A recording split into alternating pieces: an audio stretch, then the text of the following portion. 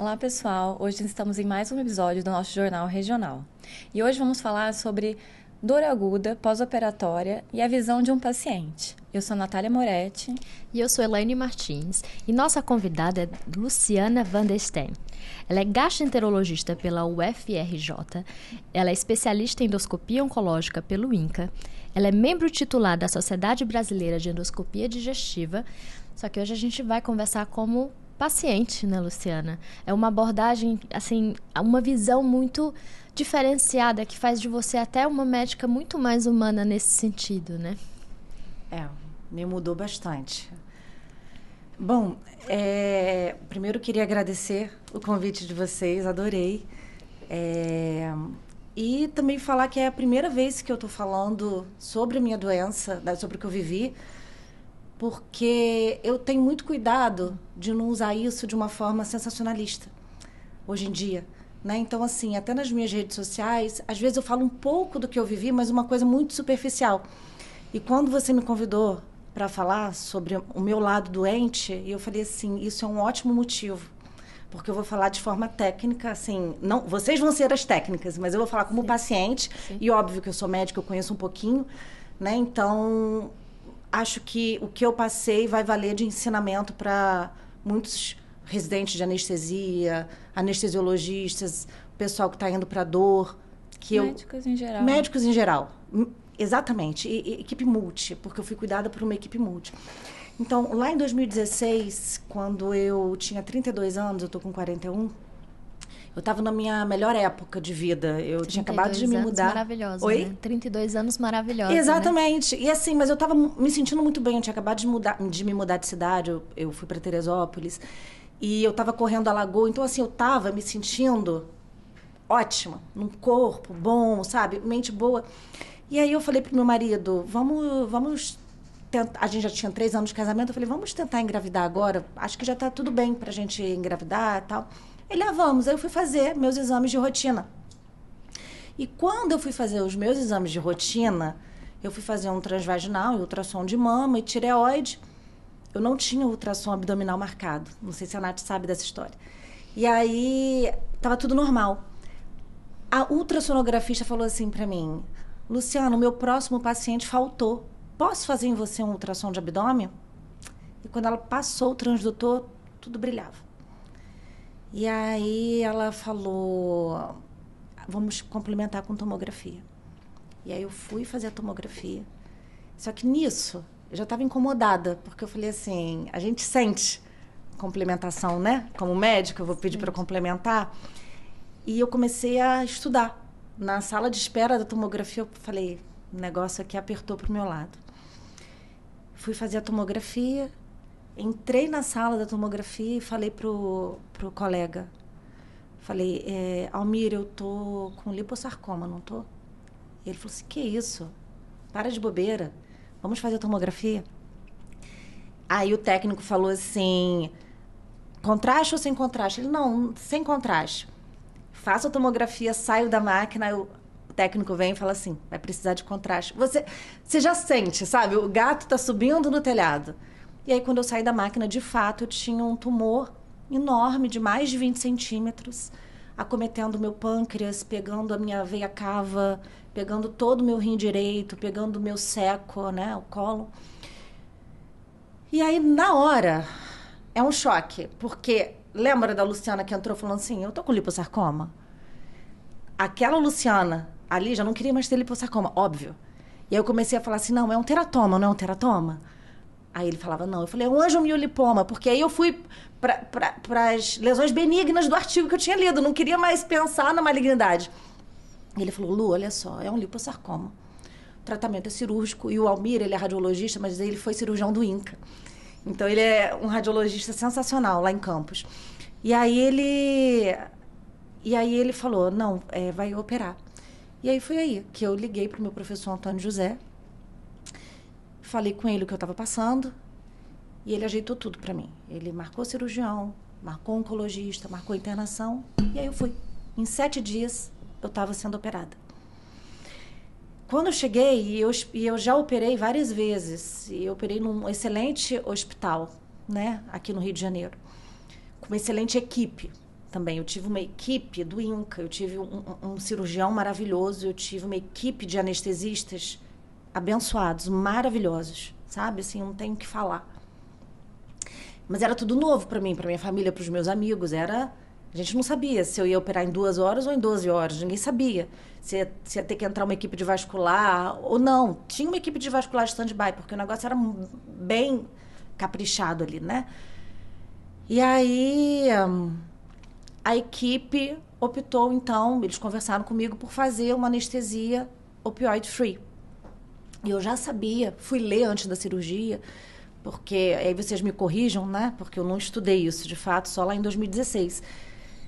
Parece que quando você não faz opioide, você diminui a chance de recidiva. Pelo menos foi isso que ficou na minha lembrança. Existem estudos in vitro, né? Que alguns tumores eles têm receptores para opioides e aí poderiam aumentar a angiogênese, mas são in vitro. É claro, então a gente transpõe isso para vivo, mas a gente ainda não tem ainda comprovação clara, né? Mas, na dúvida... Entendi. Existem cirurgia oncológica, né? Entendi. As pessoas optam por tentar, que nem sempre é possível, por tentar fazer uma anestesia sem opioide ou com menor dose possível. Entendi. Bom, e aí eu fiz a minha primeira laparotomia, fiz nefrectomia, não precisei tirar pâncreas, cólon, naquele momento não precisei tirar. E eu lembro...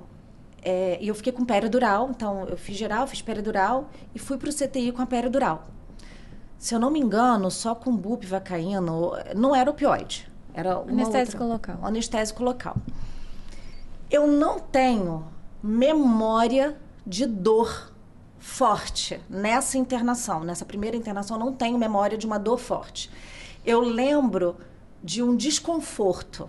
Mas, assim, porque eu vou falar de uma próxima cirurgia que foi, assim, excruciante para mim, sabe, em termos de dor.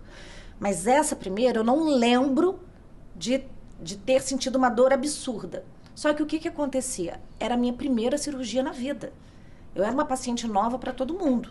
E eu, como paciente, era nova também, tudo para mim. E eu já sou mais hipotensa. Eu já tenho 90, 80 de sistólica, que é o meu normal. O que acontecia? Conforme eu ia sentindo algum desconforto, dor, embora eu não tenha essa memória, mas que eu referia, aumentava a dose da peridural. E eu cheguei na dose máxima calculada, que foi a explicação que me deram, uma vasodilatação absurda. E eu não conseguia sentar no leito. E por eu não conseguir sentar no leito, eu não conseguia fazer fisioterapia. Então, eu fiquei mais acamada do que o ideal, e aí foi criando uma bola de neve, porque o intestino não funcionava, e aí vinham as dores dos gases, e aí eu lembro de um intensivista entrar no quarto e falar assim, Luciana, você tá com dor? E eu fiz assim para ele com a mão, mais ou menos. Ele falou assim, não é para você sentir dor nenhuma, é para você estar com 0 dor, eu não quero que você me fale que você está com mais ou menos dor. E aí ele fez uma morfina. E aí eu já não fui mais... O opioid free já não tinha, né? Já entrou um opioide ali. E quando ele fez a morfina, porque na peridural já tinha atingido a dose, né? Eu consegui depois levantar e começar a fazer fisioterapia. E aí quando eu levanto e vou fazer fisioterapia, gente, a minha internação decola. Porque aí eu melhoro muito rápido. É assim, é incrível, eu melhoro muito rápido. Eu preciso andar, sabe? Eu preciso levantar, eu preciso caminhar. Eu caminhando, em 3 dias, assim, é incrível. Só que essa primeira internação durou ali uns 7, 8 dias. Não sei, assim, foi... Geralmente, a gente brinca que 3 dias de hospital, a gente começa a ter a rotina toda modificada. Você não começa a dormir bem, você começa a ter... a bola de neve que você relata nesse contexto. É tudo ruim. O hospital, ele é um ambiente que entra muita gente à noite, você começa a ter alterações hormonais de ciclo circadiano alterado. E aí começa... o seu relato de dizer que andar te melhora é a nossa importância do melhor controle de dor para você deambular. Eu sempre falo que o controle de dor ele permite o tratamento eficaz que é o paciente se reabilitar. Nosso corpo ele é feito para isso, né? Então, assim, é muito interessante nesse ponto de você dizer que decolou depois, né? E assim, eu já fiz, acho que, se eu não me engano, até me perdi, trouxe anotado, acho que umas 5 laparotomias eu já fiz. Como que isso é gritante, assim. Eu andei, eu já sorri, porque assim, a alta tá vindo, sabe? É incrível. Mas até eu andar é angustiante. Sim. E aí foi isso, porque você tá no CTI, você tá dormindo ali numa cama ruim, cheio de apito, um entra e sai de gente, é coleta de sangue, é raio-x de manhã. Exatamente. É técnico que entra para ver os seus sinais, anotar. Enfim, uma barulheira. É o colega do lado, não, o paciente do lado, que ali eu tô com o paciente. É o paciente do lado, que às vezes está gritando de dor, e você está escutando, você não dorme, você, o máximo, cochila. Então, assim, é muito ruim. Então, a gente tem que realmente ter empatia pelos pacientes do CTI, porque tem que tirar ali logo, sabe? O máximo. Exato. E aí, eu, 2 anos depois, recidivei. Né? Eu já sabia que nos próximos 24 meses a doença teria esse potencial de recidivar dentro desses 24 meses. E eu recidivei. E aí, quando eu recidivei, eu fui para um outro hospital, também muito bom, aqui no Rio. Só que, veja, lembra que lá em 2016 eu fiz aquela hipotensão absurda que não me deixava levantar? Pensaram até lá em 2016 a me colocar na noradrenalina, sabe? E meu marido estava comigo e ele falava, gente, ela tem um coração ótimo, faz volume, ela não vai precisar da nora. E o Marcos Paulo ficou lá igual um cão de guarda mesmo, sabe? Um guardião, e eu não precisei ir pra nora naquele momento. Fizeram volume, eu melhorei. Mas em 2018, quando eu recidivou, e aí eu operei com a mesma equipe maravilhosa, acharam, né, o raciocínio foi que eu tive aquela hipotensão toda pela pele. Acho que foi esse o raciocínio. Então, nessa minha segunda cirurgia, eu saí do centro cirúrgico sem pele. E aí, medicina é muito difícil, gente. Ser médico é muito difícil, porque a gente toma uma decisão querendo o melhor. Sim. Esperando que... Né? E eu falo na minha área também, né? Como gastroendoscopista, a gente tem que tomar umas decisões ali. Né? Tudo baseado na ciência, mas são decisões. E o paciente, ele não lê o artigo. Né? Porque quando eu fui lá ler sobre lipossarcoma, eu não estava dentro da faixa etária. Então, eu saí toda... Então, a gente não lê o artigo que vocês leem. Então, nem sempre vai funcionar na gente. E aí, nessa minha segunda cirurgia, eu lembro... Eu não tive dor no pós-operatório, imediato, assim. Mas no dia seguinte, a sensação que eu tinha era que estava vindo uma galera abrir minha barriga. Assim, rasgando, um trator passando. Era uma dor que eu falava assim, eu vou morrer. Isso aqui não é normal, eu vou morrer. E eu estava no CTI e eu lembro do intensivista, e eu estava com alta prevista para semi-intensiva naquele dia. Eu ia ficar só uma noite, teoricamente, no CTI, e no dia seguinte eu iria para semi. Naquele dia que eu estava com essa dor alucinante, parece a dor do parto normal sem anestesia, assim, uma dor enlouquecida. Entra um intensivista e fala para mim o seguinte: olha só, eu acabei de fazer dipirona para você, tem 30 minutos. Se você continuar com essa dor, eu vou suspender sua alta. Como se fosse uma ameaça, como se você tivesse controle sobre isso, né? Como é difícil. Como é difícil a avaliação, né? Cara, e ali eu levei, tipo, um tapa. Que é a pessoa que tem que cuidar de você. Um tapa de um colega, que sabia que eu era colega também. Né? Não que eu vá ter um tratamento diferenciado, mas é um colega de profissão. Deve ser tão rotina essa abordagem que foi natural, entendeu? Foi natural. Né? Senhor. E isso vem de uma falta de preparo mesmo, porque na faculdade a gente não aprende a avaliar a dor do paciente. A gente não tem aula sobre isso, a gente não tem falando sobre subjetividade. A gente não tem, por exemplo, comunicação de más notícias. Então, a gente vai aprendendo com a vida e muitas vezes a vida ensina muito errado. É isso aí. E o dia a dia, né? Não deixar o processo mecânico te tirar a possibilidade de... Que é o que vai fazer ninguém ser substituído por IA nenhuma, que é a parte humana do nosso trabalho. Verdade. Né? De conseguir compreender, e eu acho que a sua experiência, né, nesse sentido te faz uma médica melhor por causa disso, né, nesse sentido. Eu sei porque, como é difícil a gente falar das nossas fragilidades, né, até... eu tenho contextos frágeis que às vezes eu também não gosto de falar na internet, por o mesmo receio seu de, por exemplo, ser interpretada de uma forma errada. Exato. Mas a importância de discutir esse processo e nos colocarmos em fragilidade, porque aí a conexão faz o processo da gente ser melhor médico. A gente só consegue... Ele não conseguiu te ajudar porque ele não teve a conexão necessária para sair um pouco dessa autonomia, né? Dessa autonomia, não, desculpa, mas dessa automação e ir para o lado humano. Então, assim, é através dessas discussões e da sua experiência que faz com que... Provavelmente ele nunca teve nunca sentou do seu lado para poder falar algo semelhante, né? Você concorda comigo? Sim. O dia que ele tiver com muita dor... né? Não, o dia que ele tiver com muita dor, eu desejo que ele tenha um médico da dor. Eu não desejo que ele passe pelo que eu passei. Sim, ótimo. Até para que ele veja depois como agir. Sim. Né? Exato. Talvez ele não tenha nunca precisado. Sim. Como eu, com 32 anos, eu também achei que eu não fosse precisar. Né? Mas eu acho que vai além da experiência. Eu acho que isso é uma coisa que a gente tem que colocar como obrigatória na formação. Porque a gente, como médico, tecnicamente, a gente aprende muitas coisas, só que a gente não aprende a se comunicar, a gente não aprende a falar com o paciente, a gente não aprende como dar a informação correta, e isso fica de uma forma de uma procura individual, quando isso deveria ser treinado. E eu vou te falar isso assim, eu vou dar um exemplo. Eu assisti uma vez uma reportagem de um oncologista, não me lembro exatamente qual a especialidade do médico, mas falando sobre câncer, no Fantástico. E aí ele tinha, sei lá, 30 segundos para dar uma informação para o paciente. Aí ele falou a seguinte frase: esses pacientes têm o prognóstico reservado. E acabou. Aí eu olhei e falei, gente, ele está falando para 220 milhões de pessoas, prognóstico reservado. Quem entendeu foi, sei lá, 0,01% da população.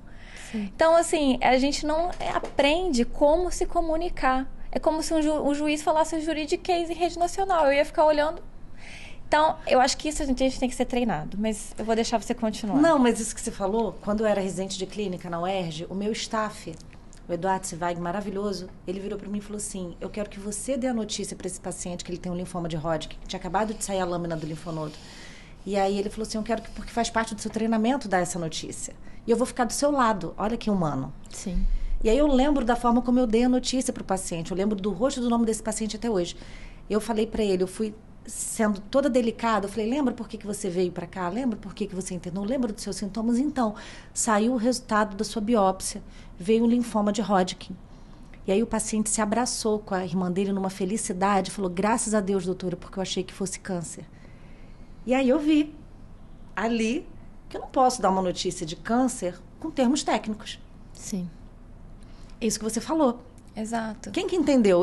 O principal, que é ele, não entendeu o que eu quis dizer. E independente do nível de formação intelectual da pessoa, quando se trata de experiências onde a pessoa está esperando uma notícia ruim ou uma má notícia, a gente tem que sempre usar as palavras mais simples possíveis, independente do nível intelectual da pessoa. E principalmente colegas médicos como paciente.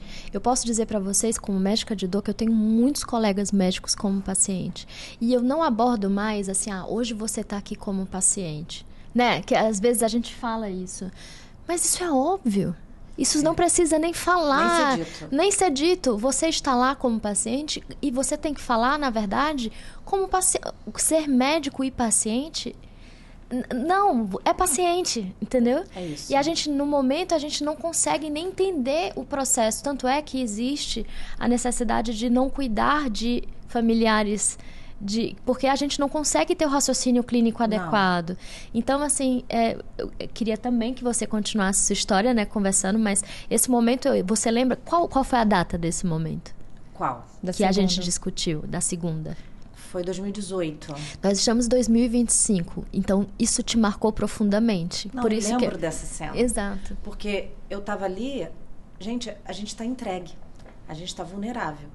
Eu falo assim, não adianta nada do que eu tenho, nada do que eu conheço, não adianta nada. Eu não conseguia me alimentar sozinha. Me alimentar sozinha até consegui, mas talvez dieta zero. Mas assim, eu não conseguia tomar banho. Eu tinha que os técnicos entrarem, me darem banho e me limparem. E usava fralda, e era PAM, era cateter vesical, né? Eu estava toda invadida ali, vulnerável, e você quer um mínimo de acolhimento. Sim. Porque nada tá bom. Nada tá bom. Você tá num lugar onde você não queria estar. Então, nada tá confortável. Eu tava com compressor pneumático, aquilo esquenta de um jeito que vocês não têm ideia. Dá um calor no corpo inteiro, só de você estar com aquele compressor. Pelo menos isso foi a experiência que eu tive. E aí, do colega chegar e falar isso, que ele tinha feito uma dipirona para uma laparotomia há 30 minutos, por que eu estava dando aquele chilique, piti, né? Que ele ia suspender minha alta. A gente tem aí algumas falhas técnicas que são fáceis de serem resolvidas, as falhas técnicas, mas falha comportamental é muito difícil ser resolvida. Então, quando você fala que o aluno ele tem que aprender isso na faculdade de medicina, isso é o ideal. Mas vem de casa. Sim. E aí depois você vai construindo outras camadas, com os mestres que você acompanha, com os amigos que você faz, com todo o núcleo. Né? Então, assim, é difícil. É difícil. E aí, eu acabei indo para semi-intensiva, urrando de dor, com muita dor mesmo. E aí eu lembro que falaram assim para mim, a gente vai fazer Nubain subcutâneo para você, porque você não tá aguentando de dor. E eu falei, e aí a única coisa que eles me avisaram foi, dói muito, a injeção dói muito. Então eu já estava preparada para uma dor grande ali. Quando eles fizeram o Nubain, realmente arde. Mas a minha dor, que era 1000, com o Nubain, a minha dor foi para 0. Mas eu vi a minha alma saindo do corpo. Eu fiquei com a visão turva, fiquei meio boba. Mas esse é o mecanismo do Nubain. Na verdade, o Nubain, farmacologicamente, ele age mais na parte cognitiva do que, de fato, na dor. Né? Ele é um opioide que, para dor, ele não é o melhor. Mas a minha percepção foi que eu exatamente, fiquei sem dor. é o que ele age. A sua percepção, ela acaba mudando. Né, na teoria que eu tô falando, no livro, ele não é a melhor medicação para o pós-operatório. Porque, inclusive, nos livros de dor, a gente nem tem Nubain. Exatamente por causa disso. Porque o paciente, ele acaba, às vezes, tendo mais efeitos colaterais e também não leva à recuperação que a gente quer. Mas aí você continua. E aí? Só que o que aconteceu novamente? Como eu ficava tonta, a fisioterapia chegava no quarto e falava, eu não vou fazer fisioterapia nela. Exatamente por isso. Porque ela tem risco de queda. E aí o que acontecia? Eu não andava. E aí isso foi 1, 2, 3 dias, sabe? E no Nubain. E quando o Nubain passava o efeito, era morte vindo. Cara, que dor. Eu urrava de dor, né? E até que numa dessas do Nubain, que eu tava sem dor, né, na minha percepção, isso foi uma conduta ali do andar, né? Eu tenho uma pergunta. Pode fazer. Esse Nubain tava SOS ou tava regular? Você tinha que pedir? Eu tinha que pedir, eu acho. Isso é uma outra coisa que no pós-operatório é muito ruim. Cecília Sanders foi uma paliativista e ela trabalhou, ela era enfermeira e ela terapeuta ocupacional e ela fez medicina, porque ela, como enfermeira, ela estava cuidando de soldados de guerra e ela virou para um médico e falou assim, doutor, os pacientes que no plantão tal, os pacientes sentem menos dor porque estão com opioide, no caso era morfina, de horário. Nesse plantão, que é o do senhor, no caso, os pacientes não têm morfina de horário e eles sentem mais dor. É um plantão que é mais difícil. E aí esse médico disse a ela, né, se ela quisesse trabalhar como médica, que ela fosse fazer medicina. E foi o que ela fez. Ela fez medicina. Braba. Às vezes você tem que montar a sua estrutura para você conseguir trabalhar bem. E criou, na verdade, ela é a fundadora do cuidado do cuidado paliativo, uma das, né, do cuidado paliativo e dos hostels, né, que é onde os pacientes são encaminhados no tratamento de final de vida. E, na verdade, ela começou a defender da analgesia preventiva. Porque quando você faz uma laparotomia, uma prótese, você sabe que vai doer. Você sabe que aquilo vai doer. Então, a medicação, ela fica de forma preventiva, não quando o paciente solicita do horário. Sem precisar o paciente solicitar, porque aí você vai ter intervalos do medicamento muito maiores do que a ação e não fica a cobertura analgésica adequada. Ou seja, vai ter momentos que a dor vai ficar pior. Então, você vai estar solicitando o conforto. A percepção de conforto do paciente é outra. Que foi, na verdade, o que você percebeu no seu contexto que você está descrevendo. E quando o paciente não tem medicação de horário, o que acontece? Quando ele pede, é porque ele está com dor. Nos hospitais, assim, onde o fluxo é muito rápido, do paciente solicitar até a medicação ser administrada, normalmente é 1 hora. E aí... Tem isso. Demorava desse jeito? Não é de imediato. Era desse jeito com você também? Demorava um pouco. Eu não lembro tempo, essa experiência, né? Não era uma experiência que você lembre, assim, de... Outras coisas já demoraram mais, assim. Tá. Mas é porque, assim, eu vou me adiantar das próximas cirurgias, que aí eu fiz numa outra cidade. Enfim, eu vou chegar lá. Mas... como que é importante toda a equipe multi estar focada na dor do paciente. E isso não ser só uma coisa médica. Porque as minhas experiências, quando eu operei das 2 primeiras vezes, infelizmente, né, não sei como está hoje, porque isso foi em 2016, 2018. Não sei. Está igual. Não sei como está hoje. Tá? Não sei. Né? Mas a equipe de enfermagem... eles não me perguntavam sobre a minha dor. Isso era uma coisa basicamente médica. Só que quem é que está mais perto do paciente ao longo de toda a internação? São os médicos ou a equipe de enfermagem? A enfermagem. A enfermagem está com a gente toda hora. Eles estão com a gente toda hora. Eles estão entrando no quarto de uma em uma, duas, três, depende do protocolo. Mas assim, eles estão sempre com a gente. Como é fundamental, eu acho, como paciente... assim, se eu pudesse, eu pagava uma pós de dor para toda enfermeira técnica de enfermagem. Eu não tenho essa grana. Se alguém quiser me patrocinar. Sim. Porque eu tive experiências onde as enfermeiras... Cara, que enfermagem. Que você fez uma outra cirurgia no hospital próximas. Que tinha equipe de dor da enfermagem. E aí, eu conversando com uma dessas enfermeiras, elas falaram... o hospital pagou para mim uma pós de dor. Então, investiu nela. Então, fica a dica para os hospitais investirem nas enfermagens também. Porque isso faz total diferença. Então, assim, voltando para 2018, eu demorei muito para andar novamente, porque eu sentia muita dor. E aí, meu marido, novamente, chamou a fisioterapeuta braba, uma mulher muito boa, e ele falou assim, olha só, a Luciana vai fazer no Bahia, quando ela falar que ela está sem dor, eu e você vamos levantá-la da cama. Ah, mas ela vai cair. Meu marido falou assim, não, ela não vai cair. Eu vou segurar de um lado, você vai segurar do outro. A Luciana tem que andar. E aí foi assim. Eu lembro que eu estava tonta, eu não conseguia pisar direito no chão. Parecia que eu estava pisando em nuvens. E a minha visão ficava turva também. Mas meu marido de um lado, a fisioterapeuta do outro. E aí eu comecei a andar. E aí eu comecei a andar. Começo a melhorar, começo a eliminar gases. Porque essa dor toda eram gases. A gente... minimiza os gatos. Tudo acaba na gastroenterologia, desculpa. Exato. Tudo acaba no meu eixo.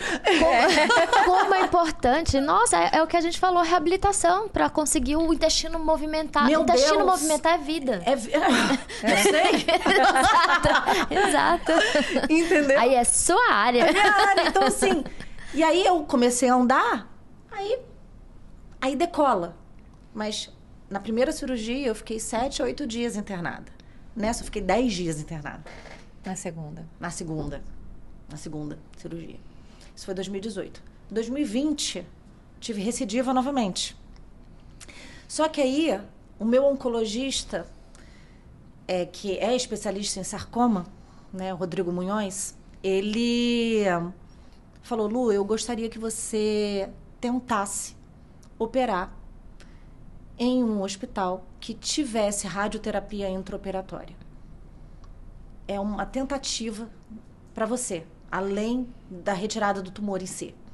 Vamos tentar fazer uma radioterapia intraoperatória para aumentar a sua chance, né, de cura. E aí foi aí que eu saí do Rio e fui para São Paulo, porque aqui no Rio não tinha hospital aqui que tivesse a radioterapia intraoperatória. E aí, quando eu fui para São Paulo operar lá, a minha experiência, veja, foi a minha terceira cirurgia. Eu não tinha um vínculo afetivo com os médicos como eu tinha aqui, porque aqui todo mundo era meu amigo, sabe? Eu sou daqui, né? Fiz residência aqui, meus amigos estavam aqui. Os meus pós-operatórios, eles eram mais alegres, porque meu quarto vivia cheio de amigos. Quando eu fui para São Paulo, não tinha ninguém. O meu professor Antônio José, ele participou das minhas 2 cirurgias aqui no Rio. Então, ele estava presente, ele, sabe? Isso é muito... É muito bom você ter isso como paciente. E aí, quando eu fui para São Paulo, eu não tive isso. Fui sozinha no meio da pandemia. No meio da pandemia, face shield, N95, dentro de um avião. Eu falava, não posso pegar nada aqui. Né? Testa para Covid, vai para ala sem Covid, eu não tive Covid. E aí, quando eu operei lá, o cirurgião, Dr. Fábio Ferreira, um amor, né? O cirurgião do Rio, Dr. Eduardo Linhares, que também é um amor para mim.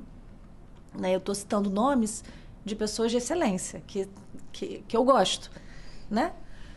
Não vou citar nomes das situações ruins, mas das situações boas a gente cita, porque eu gostaria que outros pacientes passassem pelos cuidados que eu passei com esses profissionais. Sim. Só que às vezes não está só na nossa mão como profissional, é de uma equipe inteira.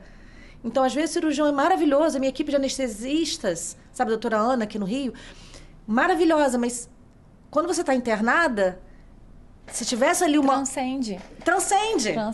Todos os dias, todas as horas, todos os minutos... Né? Então, você está ali vivendo aquilo ali. Então, lá em São Paulo, eu estava sozinha nesse aspecto afetivo, mas eu estava bem segura de que eu estava indo para um ótimo hospital, com uma boa equipe também, e com a possibilidade de fazer radioterapia intraoperatória. Em 2020, eu não consegui fazer radioterapia intraoperatória porque o tumor estava ali muito próximo ao delgado, e o delgado não ia tolerar as doses da radioterapia. Então, eu não pude fazer radioterapia. Eu lembro que eu fiquei muito triste no meu pós-operatório. O médico falava... eu falava, eu consegui fazer radioterapia? Ele, não conseguiu. Aí, 30 minutos depois, tipo aquela peixinha do Nemo, eu consegui fazer radioterapia? Porque eu não lembrava que eu já tinha perguntado isso, né? Mas o que eu quero falar? Era a minha terceira cirurgia, era uma equipe que não me conhecia, mas que eu já tinha levado todo o histórico que eu já tinha passado no Rio. Então, eu acredito que também tenha ficado mais fácil para eles eu ter contado. O segundo médico é sempre melhor, né? Porque isso. ele já exclui o que aconteceu. É isso. Porque aí, nessa minha terceira cirurgia, eu fiquei com peridural, saí com peridural, mas era uma peridural com uma mistura de medicação. Eu estava ali o rótulo, acho que tinha fentanil, tinha alguma outra coisa lá também. Não sei se era bup, eu não sei. Mas leva o bup e fentanil. Mas eu sei que tinha fentanil ali. E o que me chamou muita atenção é que em 24 horas do pós-operatório eu estava em pé, andando. E eu só chorava. Eu só chorava de emoção. E a fisioterapeuta falava, você está chorando por quê? E meu marido chorando. Eu falava, porque eu nunca andei em 24 horas. Isso aqui para mim está sendo muito novo, né? E lá a equipe de enfermagem era assim, igual cães ferozes caçando dor, porque eu não podia ter dor. E graduar a dor é algo muito subjetivo. Dar uma nota para sua dor é muito subjetivo. Eu não sei se de fato a minha dor é 7, é 8, é 6. Entende? Tem uma coisa que eu sempre, quando eu tentei, né, fazer um pequeno serviço de dor aguda, eu sempre falava para a enfermagem, falei, cara, pergunta para o paciente, não anota, pergunta para o paciente se a dor é leve, moderada ou forte. Porque é muito mais fácil você se classificar, é leve, não é muito forte. E aí, dentro do forte, você sabe que o forte é uma conduta, o moderado é outra conduta e o leve é outra conduta. E outro ponto também, quando a gente passa a visita, existe o grau de conforto. O grau de conforto é assim, sua dor, você tá com dor, correto? Tá com dor 6, que é de 0 a 10, dor 6, que às vezes o protocolo do hospital é pelo menos enumerar um pouquinho a dor. Sim. Mas, independente desse fator, você consegue assistir televisão, você consegue conversar com seus familiares, você consegue dormir em partes medicada, você está no seu nível de conforto? Aí o paciente, sim, então ok, a gente tem um nível de conforto até para evitar também a fazer muito o processo de analgesia e ir para efeitos colaterais que a gente não deseja. Né? Se o paciente entra num período de conforto, e também é o andar, né? Sim. Que aqui a gente está relatando o quanto que é importante para o pós. Né? Muito. Isso, eu não lembrava, mas agora que você falou, elas perguntavam também muito sobre conforto. Exato. Eu não lembrava disso, mas agora você falando, eram as duas perguntas. A nota que eu dava para dor, mas o que eu estava conseguindo fazer ali, né? Como é que eu estava confortável, né? Se eu tava, o que eu estava sentindo. Então, elas pesquisavam o grau de conforto, realmente. E aí, essa internação, eu fiquei internada 5 dias. Eu não senti dor. Entende? E aí, eu fiquei tão apegada à peridural que eu não queria que ninguém tirasse minha pele. E aí, quando a anestesista vinha da equipe da dor e falava assim, olha, acho que a gente dá para tirar a pele. Eu falei, não, acho que não dá para tirar a pele. E eu ficava com uma bomba. PCA. Porque eu sentia, eu apertava.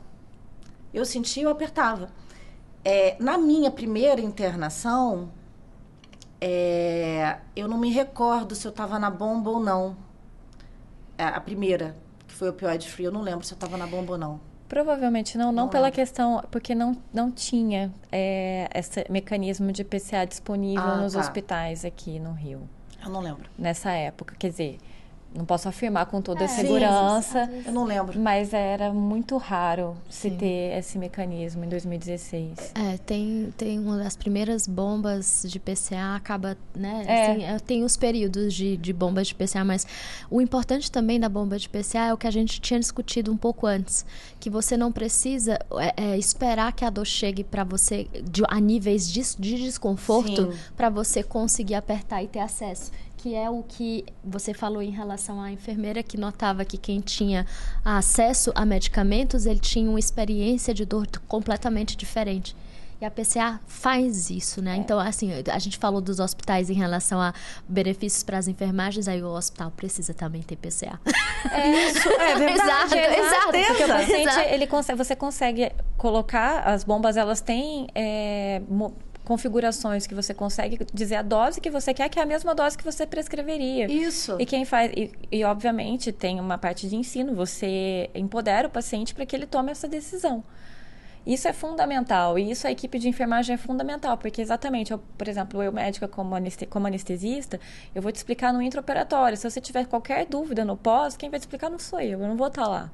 Exato. Quem vai te explicar é a enfermagem, o técnico de enfermagem, o fisioterapeuta. Por isso que é importante... Mais uma vez, equipe multidisciplinar ter formação em tratamento de dor. É isso, Nath, porque, por exemplo, a minha experiência aqui, nas minhas primeiras cirurgias, eu sentia dor, eles iam ligar para os meus médicos.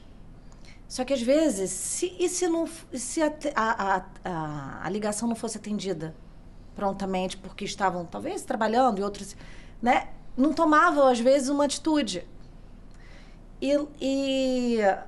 Nessas outras experiências, terceira, quarta, quinta, estava tudo mais sincronizado com o hospital e com a equipe multi, né? Então, eu não tive essa percepção de dor porque eu tive todo esse acesso, né, da bombinha. E nessa terceira cirurgia, eu tinha medo de apertar a bomba porque eu achava que eu ia viciar no opioide. Não. E aí, eu deixava minha dor ficar um pouco mais forte para eu apertar. E aí, até que o grupo de dor chegou e falou, olha só, fica tranquila, pode apertar que você não vai viciar. Porque o meu medo era esse. Eu falava, eu vou viciar. E aí, não vou nunca mais tirar essa pele, porque eu vou viciar nisso. E aí, quando eles me tranquilizaram de que eu podia apertar, que eu não sairia de lá. né? É porque a dose de opioide na peridural, ela é tão pequena que você não tem efeito colateral dela. E não só isso, não existe vício em um Então, paciente que sim. tem dor. Assim, no sentido, você tá com dor, né? Nesse dor aguda. Óbvio que tem o processo de Sim, utilizar sim. e tudo. Mas assim, o paciente, ele está com dor no período perioperatório, é uma dor aguda que a gente tem a limitação do processo, né? Que é a fisiopatologia.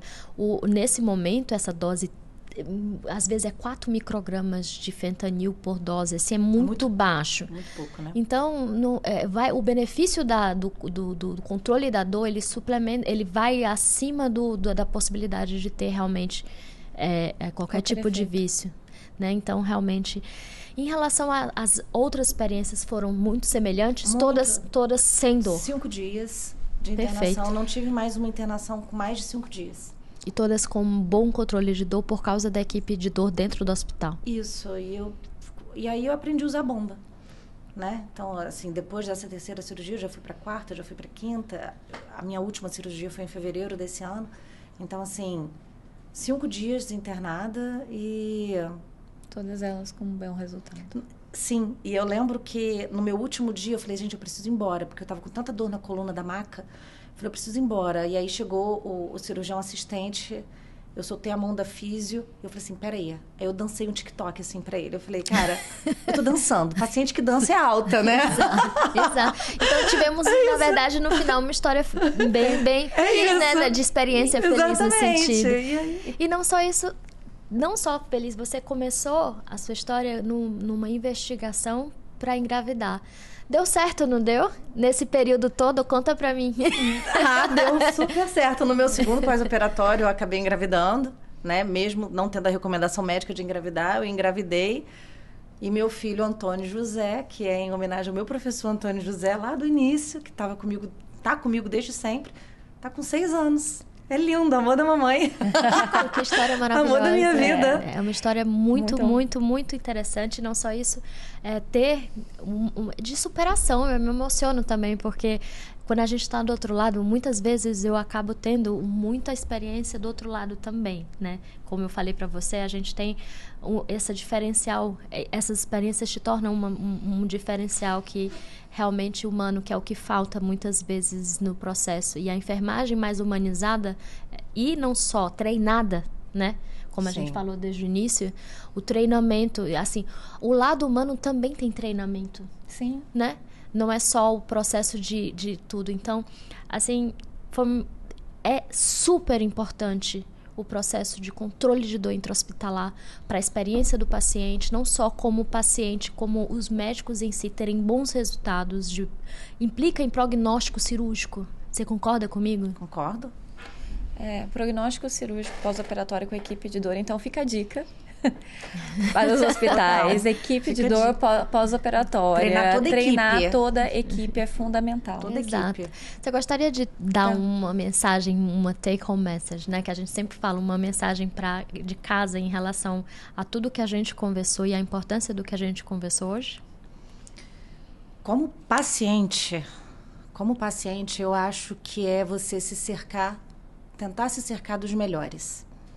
Então, para mim, fez total diferença eu ter um médico de super confiança, que foi meu professor, que orquestrou tudo para mim. Então, como paciente, além da fé, além de você ter essa equipe técnica, é você tentar ter uma mente muito boa de que vai dar certo. Porque, assim, eu nunca tive dúvidas que daria certo, entende?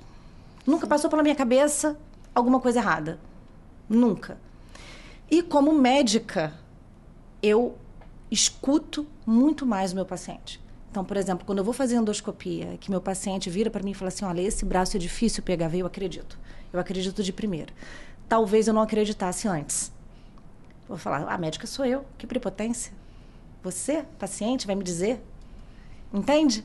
Mas eu acho que isso tudo cai por terra. O paciente se conhece. O meu grande mestre da dor, né? Ele sempre fala para mim, a resposta de tudo está no paciente. Ouça, converse. É isso. Ouça o que ele tem para te dizer, porque a resposta está na resposta dele. A resposta à sua pergunta está nele. Então, se o paciente fala, essa minha veia é difícil, eu tenho dor quando eu viro para cá, você tem que acreditar no que ele está falando. Eu tenho uma amiga que a mãe dela era enfermeira e ela falou uma vez para mim que a mãe dela falava: já vi muito piti morrer. Sim. É isso. Exato, é isso. Piti não pode ser, antigamente DNV, que a gente falava, não pode ser a primeira hipótese. Não, nunca é. Nunca é. Nunca é. Exato. Nunca é. Exato. Você menosprezar. Então, assim, acho que de tudo, vale pra vida. A gente tem que ser destemido. Mesmo temendo, a gente tem que ser destemido. Porque o que a vida quer da gente? Guimarães Rosa disse muito bem, né? Coragem. Pra Exato. tudo. Sim. Sensacional. Sensacional. Amei. Amei, queridas. Obrigada. Obrigada. Eu que agradeço. Obrigada pela Obrigada, sua Lu. generosidade de compartilhar tudo Essa isso. história. Obrigada. Já ouvi algumas vezes, Você acompanhou, né? mas falar para o público eu acho que é muito importante. A gente sempre falou sobre isso, né? Mas chegou a hora certa. Chegou a hora certa de falar. É isso. Obrigada. Obrigada. Lindas. Obrigadíssimas.